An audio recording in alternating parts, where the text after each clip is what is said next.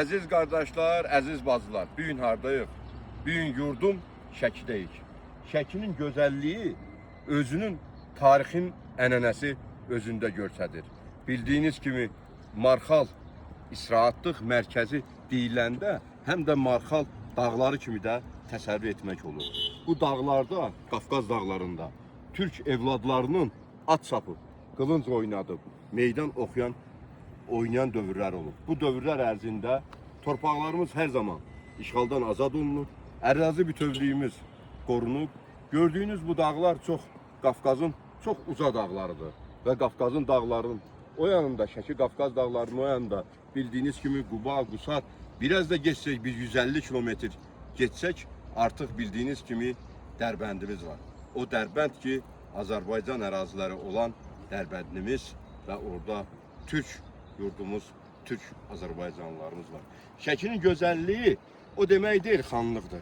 Şəki tarix boyunca Türk kökənli və Türk əsirli bizim Azərbaycanlılarımızdır. Şəki deyilikdə, Şəkidə başqa digər yerlərdən də çox yaşayan olub. Ermənilər də olub Şəkidə yaşayan, bildiyiniz kimi Yahudilər də olub.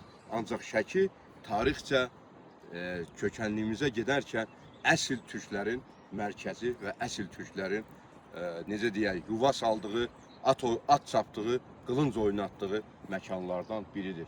Şəkinin dağları hər zaman gözəlliyi ilə bizi heyran edir. O gözəllikdir ki, bizlərin hər birində ifadə edir. Çünki bu torpağın övladları hər zaman qəhrəman, qoçaq, igid, mərd olublar. Çünki Şəki bizim yurdumuzdur, Şəki bizim vətənimizdir, Şəki böyük Azərbaycanın bir hissəsidir. Çünki Şəkinin tarixinə geçsək, böyük tarixi ənənələri var, böyük tariximizdə yeri var. Necə Lənkəranın, digər Bərdənin, digər xanlıqların yeri olduqsa da, Şəkidə də böyük bizim yerlərimiz var, böyük Şəkidə tariximiz var. Bu tarix bizi hər zaman azad edir. Hər zaman tariximizin bir daha yüksəlməsi, tarixcə boyunca Azərbaycan türklərinin və Azərbaycanlıların fərqi yoxdur. Hansı millətə aid olmayaraq Azərbaycan üç rəngli türk bayrağı altında xidmət göstərən və vətəndaşlıq edən hər birinə bu uğur qələbə olub. Bu qələbə Allah qoysa Qarabağımızın işğalından azad olduqdan sonra böyük Azərbaycan qurulacaq, Zəngəzur yolu bir daha, necə deyərlər, güclənərək istədiyimiz Toçkuya çatacaq.